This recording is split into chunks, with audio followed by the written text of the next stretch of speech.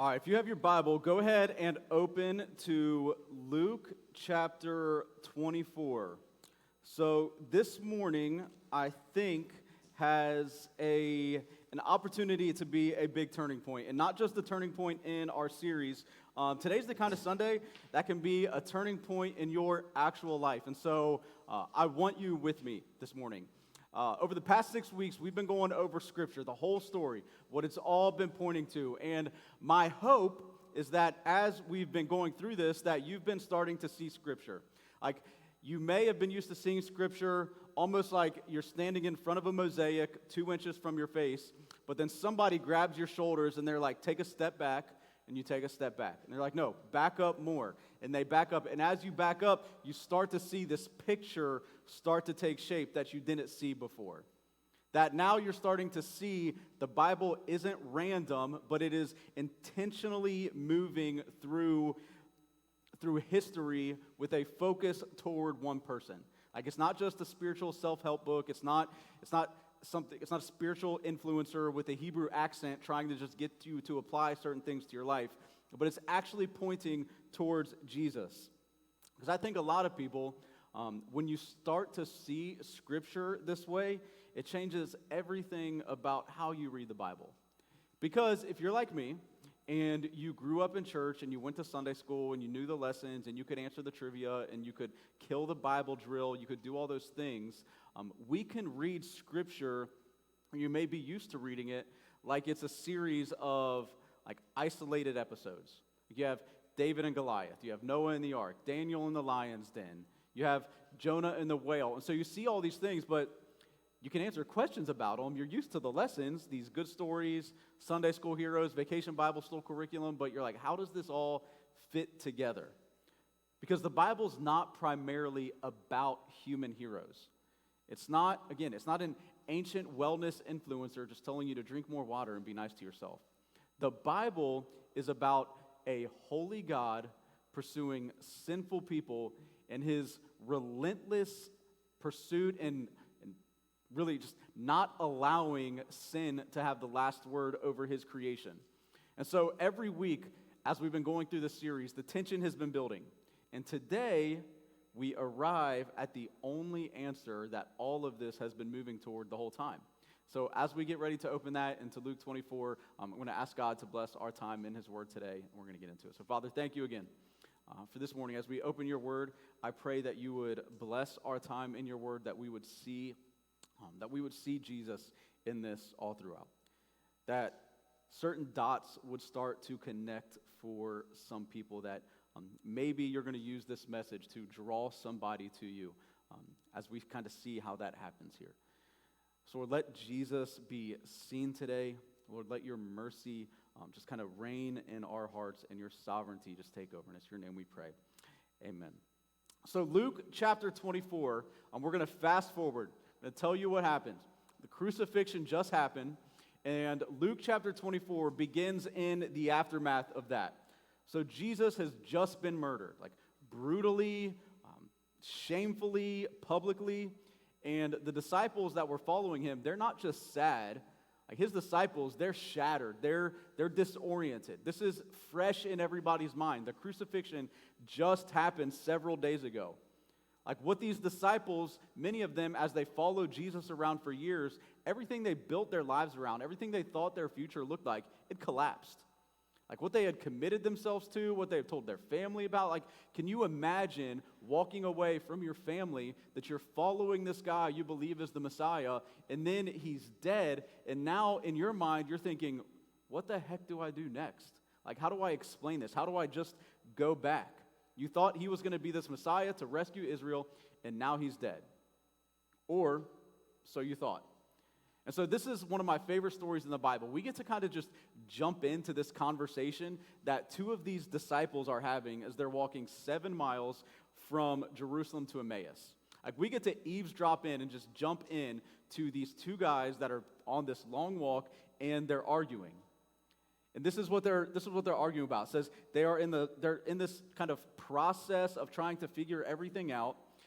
And it says, like, essentially they're arguing, and Jesus, they're like, he taught these things, he did these things, He said he was the Messiah. He said he was fulfilling these prophecies. Like, we saw him do all of these miracles, but then we just watched him die on the cross. Now he's dead in a tomb. Like, what do we do now? And I think that's a common spot that a lot of people find themselves in a lot. Like you've made or you found yourself there before. Like, you've given Jesus your life, but your life is still a mess. You've prayed and God didn't answer the way that you begged him to. And now, like these guys that we see here, you're not exactly angry. Like, these guys don't seem angry. They're confused. And that might be where you are. Like, you've done the thing, right? You've followed Jesus, you've shown up to church, you've prayed, you've done it all, but God's not answering, God's not coming through the way that you thought he would. And so now you're just like, what the heck is going on? God, what are you doing? This isn't making sense. That's where these disciples are. And much like us, as they're busy trying to make sense of it, busy trying to figure it out on their own, Jesus steps in. And so Jesus shows up in verse 16, and this is what's interesting. It says, they were prevented, in verse 16, they were prevented from recognizing him. Okay, now, I've heard this taught on before. Before you kind of spiritualize this too quickly, like before you turn this into some sort of metaphor, like, oh, they were distracted. They were blinded by their inability to see Jesus, or they were blinded by their grief. They were blinded by worldly concerns that they couldn't see Jesus who was right in front of them. Let's listen to what Luke is actually saying here. The phrase where it says we're prevented, depending on your version, it might say we're kept. So that phrase right there in verse 16, it's written, we're going to grammar nerd out a little bit. It's written in what's called a divine passive. So there's this divine passive, which means there's not an assigned active human agent to it. So since there is not a defined or assigned active human agent to this, this becomes a divine passive. So what this is this is a literal grammatical symbol. And it's deliberate. Like, think of it like a theological fingerprint that God is leaving in the Bible for us. This is God saying, like, I did this. So their inability to see Jesus as he's walking right next to them, this is not a failure of their eyesight. Like, this was not the disciples being distracted or their vision blurred by grief or whatever it was, because these men had walked with Jesus. They knew his face. They knew the sound of his voice. They probably knew his mannerisms. And so Luke here, he's not describing this failure of perception. Like, he's describing God doing something to them that they had no choice in. This is a supernatural act on God, withholding their ability to see Jesus. God acting deliberately, intentionally, on purpose. He veiled their recognition. But if you fast forward real quick, if you jump down to verse 31, you're going to see in verse 31, this moment comes where Luke writes, their eyes were opened. Also a divine passive. Also intentional. Also God. Also deliberate. Also on purpose. And so, this is not accidental. Like, this is theological symmetry. So in verse 16, God closed their eyes, and then in verse 31, he opened them, which means the question was never, why couldn't they see? The question is, why did God do this? What was he doing in verses 17 to 30? What was he doing in that in-between? And I love this story. Jesus asks them in verse 17. He shows up, and he says, what is this dispute that you're having with each other as you are walking? So these two guys, they're walking and they're talking out of nowhere. Jesus just shows up and he says, what are you guys arguing about? And then they just stop. It says they stopped walking and they looked discouraged. And they probably look at Jesus. I don't know how he looked to them. They recognized somebody was there. They just didn't know it was him. It says the one named Cleopas answered him, are you the only visitor in Jerusalem who doesn't know the things that happen there in these days? So he looks at Jesus and he says, where have you been? Like, are you the only one who hasn't heard? Are you the only one who doesn't know what's been going on? Like, Jesus, he was just crucified. It's been a pretty big deal. How have you not heard about this? Are you living under a rock? And this is where I am confident Jesus has a sense of humor. Because in verse 19, Jesus looks at him and he says, what things? What are you talking about? Something happened? Something big? What do you mean? Why don't you go ahead and explain this to me? So, like, at this point, he's having fun. Like, tell me about it. Tell me what you think. And so they begin to explain Jesus to Jesus. Like, this has to be one of the most surreal moments in human history, probably in Jesus' life, right? The man who everything had just happened to is having it told to him from these guys who are grieved over it, and they have no idea who he is. And so then they say in verse 21, but we were hoping he was the one who was about to redeem Israel. So they go through this long thing about who Jesus was, and they're like, but he's not who we thought he was. We were hoping. This is past tense. Like, we thought this was finally it. We thought God was finally going to do something. We built our whole world around this being real, and now he's dead. And then Jesus, who's patient and tender, he responds, but he does so a little bit sharp. Verse 25 and 26. He says, how foolish are you? And how slow to believe all that the prophets have spoken. Wasn't it necessary for the Messiah to suffer these things and enter into his glory? And so he's saying, like, you're not getting it, right? You know the stories. You know Old Testament scripture. Was this not a fulfillment? Like, this is how everything comes together, and you don't see it. This is the moment where Jesus then takes this, and he takes the whole story of the Old Testament and brings it all together. He's saying, you don't understand what happened. Let me explain it to you. And so it says in verse 27, then beginning with Moses and all the prophets, he interpreted for them the things concerning himself in all the scriptures.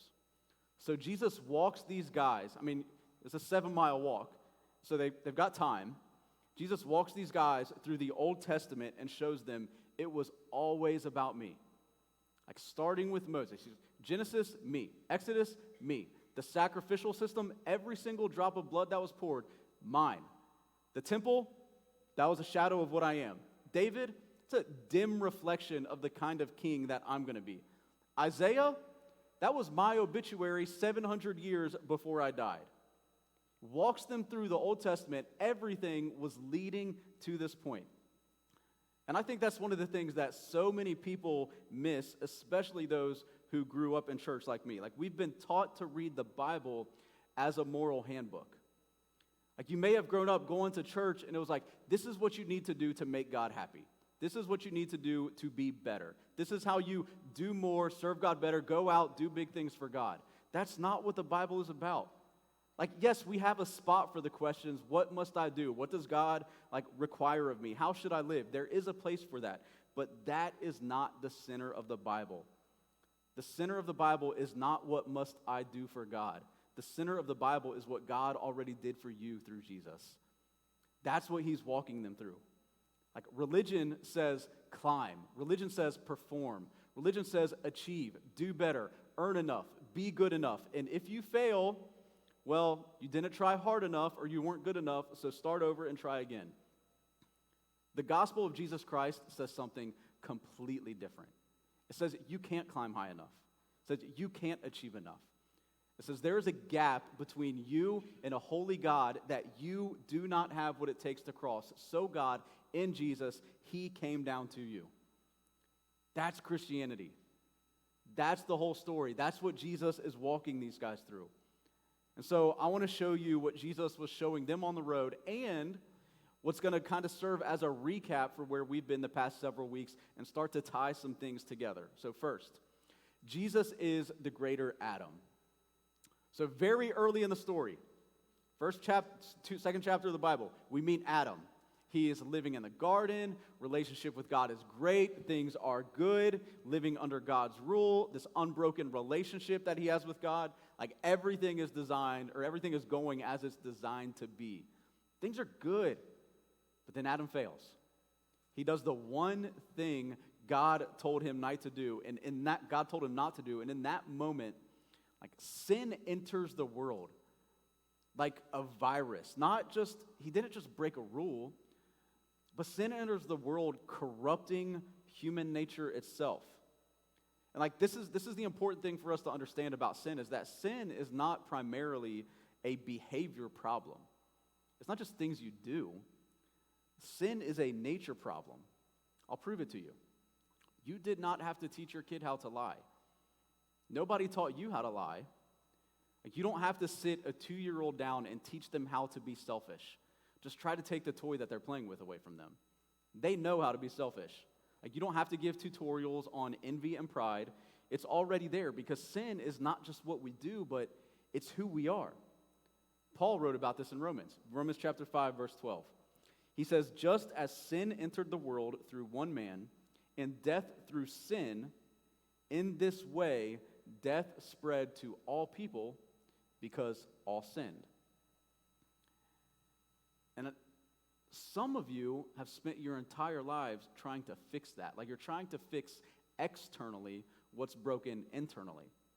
You're trying to fix your heart or fix yourself with better habits, better discipline, better accountability. And it's not that habits are bad, it's not that accountability is bad, it's not that discipline is bad, but behavior modification cannot transform your heart. It cannot resurrect a dead heart. But this is where our hope comes in, because in that same chapter, just a few verses later, Paul wrote this: For just as one man's disobedience, for just as through one man's disobedience the many were made sinners, so also through one man's obedience that many will be made righteous. So just as all were made sinners through Adam in sin, saying through Jesus, all can be made righteous. So Adam, he stood in a garden, and he chose his own will over God's. Where Jesus, he stood in the Garden of Gethsemane, and he was sweating drops of blood because the weight of our sin was on his shoulders. And he said, Father, if you are willing, take this cup from me. It's his way of saying, God, if there is another way, if there is something else that can happen. He knew what was coming. Take this cup from me. Nevertheless, not my will, but yours be done. Where Adam brought death, Jesus brought life. Where Adam introduced this curse, Jesus bought the cure with his own blood. And the whole story, it finally starts making sense when you see Jesus didn't come to just teach us to be better. He came to do what the first Adam, or to undo what the first Adam destroyed. Second, Jesus is the true Passover lamb. So I think it was 5 weeks ago, we went through Exodus. And in Exodus, God tells his people to do something that sounds crazy without faith. He tells them to take a lamb, kill it, spread its blood on the doorpost, and when you do that, as an act of your obedience and faith in me, death will pass over you. But that lamb was always a sign of something greater to come. And then hundreds of years later, when John the Baptist sees Jesus walking down towards him, John doesn't look at him and say, look, here comes a great teacher. He doesn't say, here comes a moral revolutionary. He says, look, the Lamb of God who comes to take away the sin of the world. And so up until that point, every Passover, every lamb that was sacrificed, every drop of blood that was smeared across doorposts for hundreds of years, it was all pointing towards this moment where Jesus would go to the cross willingly, because that's what he did. He laid down his own life. John 10:18 says, no one takes it from me, but I lay it down on my own. I'm going to the cross. I'm choosing to go. Jesus did not die as a victim of Roman cruelty. He died as a willing substitute. Like the cross, it was planned before the foundations of the world. It was executed at the appointed time for the salvation of sinners who could not save themselves. This was not plan B. This was the plan all along. And I think some of you still think Christianity is fundamentally about trying harder to be good. That is not the gospel. Like, that's moralism, wearing a cross necklace. One of my favorite authors and theologians, he died maybe 50 years ago. Here's just a little side note. Read Dead People. I've got a whole shelf in my office just full of dead guys. And the reason I say we read dead guys is because we know how they finished. Like, if somebody's life is over with, we know how they finished. Like, so read Dead Guys. One of these guys, his name's Ian Thomas, and he has one of my favorite quotes. He said, Jesus did not come to make bad men good. He said he came to make dead men alive. to resurrect our hearts. That's something that we cannot do on our own. You can't do that. The gospel of Jesus Christ is that he has done for you what you could never do for yourself. Third, Jesus is the greater king. So I hope as we're going through this, you're starting to see some of the dots connect that we've covered over the past several weeks. Judges, this records this history of Israel, but not just Israel, it's the history of basically humanity, of what happens when people decide they don't want to live under God's rule. Judges 21 tells us that everyone did whatever seemed right. Now, that seems like progressive, enlightened, like, yeah, everyone should just do what's right to them. Until you see what that actually leads to: moral chaos, like violence, corruption, exploitation of vulnerable people, civilization that just eats itself. And so with that happening, without the leader, without the king that they wanted, they cry out for a king. And so they get Saul. Saul fails. Then they get David. And David has some moments where you're like, maybe this is the guy. But then even David can't overcome his own appetite for sin. And so the people are finally like just waiting. They're like, where's the this is our guy king? Where is this guy? And then Jesus shows up, and he is not the king that they expected. They were expecting this political revolutionary or this military conqueror. When he finally arrives, that is not who he is. Like, he came to overthrow something that threatened their eternity, not their current political climate. He came to overthrow sin and death. Like, Jesus didn't come to give us what we want or what we expected. Jesus came to give us what we needed, even when we didn't know it. And here's where I want to be direct with you, is that there's this version of Christianity, again, that I'm not sure, this version of Jesus that we can find in the New Testament. Like, we've built this Jesus who is just endlessly accommodating and just endlessly focused on our own personal fulfillment. Like a Jesus who exists primarily to help you reach your potential, manage your goals, manage your anxiety, help you get your life that you're planning out. And listen, Jesus does care about those things. He cares about your life. He cares about your marriage. He cares about your anxiety. He cares about all of that. But that is not the totality of what Jesus came to do. And some of you, I want to say this with like genuine pastoral love, not condemnation, but you have organized your entire lives around a Jesus that you've created. Like a Jesus that you're comfortable with, a Jesus who never actually threatens anything you love, never asks you to make a hard decision, never make you feel the weight of what it means to actually follow him. Like, you love Jesus emotionally, just not functionally. Like, you want the promises and the peace of Jesus without the surrender. And I get that. Like, I genuinely understand that, because full surrender is no small thing. Like, we all want to manage our lives at some point. We all want to have a level of control. Some of us want more control than others. But loosening the grip on the things that we want to manage, that is hard. Because full surrender means it's not just parts of your life, but it means your finances, your relationships, your ambitions, your habits, your future. You start releasing your grip on those things, and that is terrifying.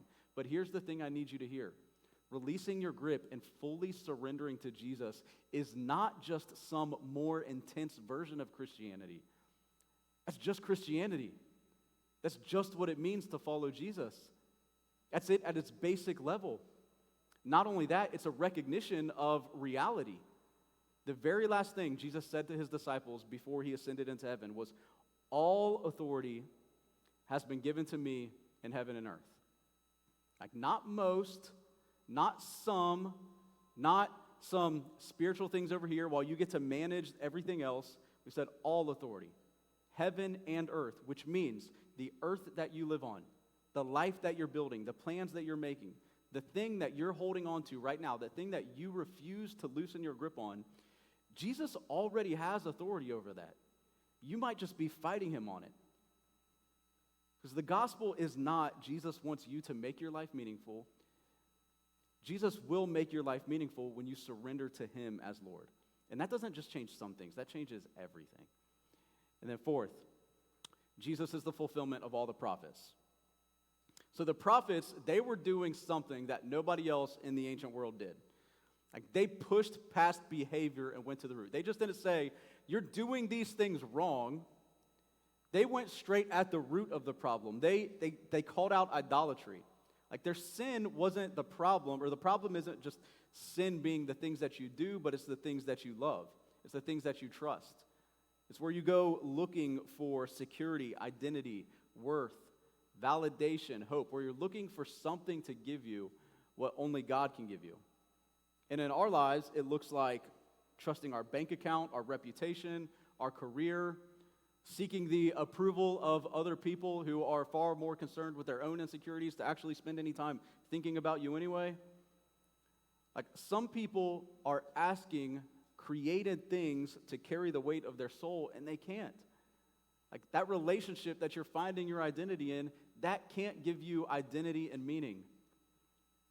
And all these idols that we build our lives on, they all follow the same con: overpromise, underdeliver.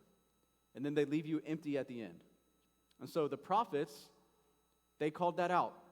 They recognized it. And then they started pointing forward to a man one day who could carry that weight.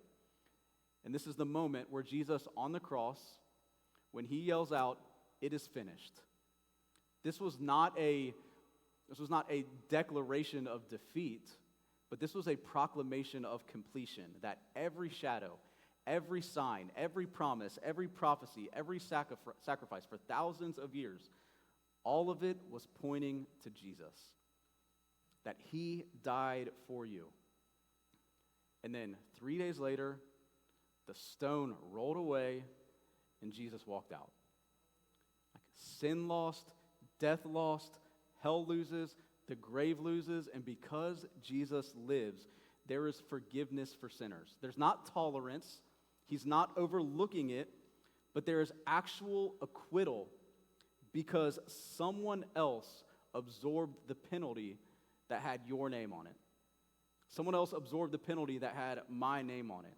Like there is mercy for people who feel like they have gone too far, they've done too much, and there's no longer forgiveness available for people like them.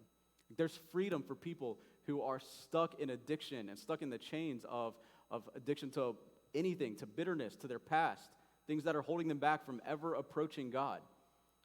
And that's the good news. It's not try harder. It's not clean yourself up and come to God. It's not religion is going to make you a better person. The good news is that Christ has come.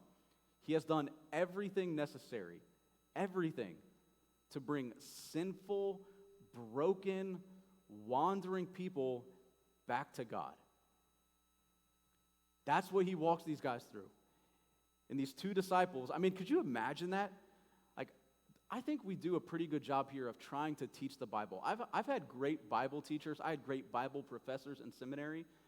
But I think a 7-mile walk with Jesus, walking through the Old Testament, would beat all of that.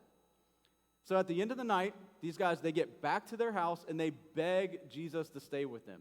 They're like, we don't even know who you are, can't really see you, not sure how this conversation went, but they beg him to stay, and he does. And then look at what happens in verse 30. As he reclined at the table with them, there's this kind of cinematic moment. He reclined at the table with them, they took bread, blessed it, broke it, and gave it to them. Verse 31. Then their eyes were open, and they recognized him, but he disappeared from their sight. As soon as they recognized Jesus, poof, gone. And they said to each other, weren't our hearts burning within us while he was talking with us on the road and explaining the scriptures to us? So their hearts were burning the whole time. They just didn't know who was walking with them. They recognized something was going on within me, but I'm not quite sure how to make sense of it. And I wonder if that's where some of you are right now.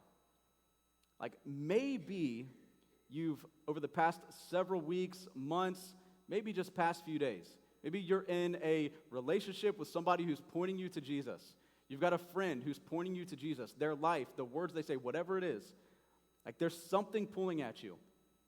Maybe it's in worship, maybe it's in a conversation, maybe you've been showing up here for weeks or months, and suddenly things are starting to sound different to you.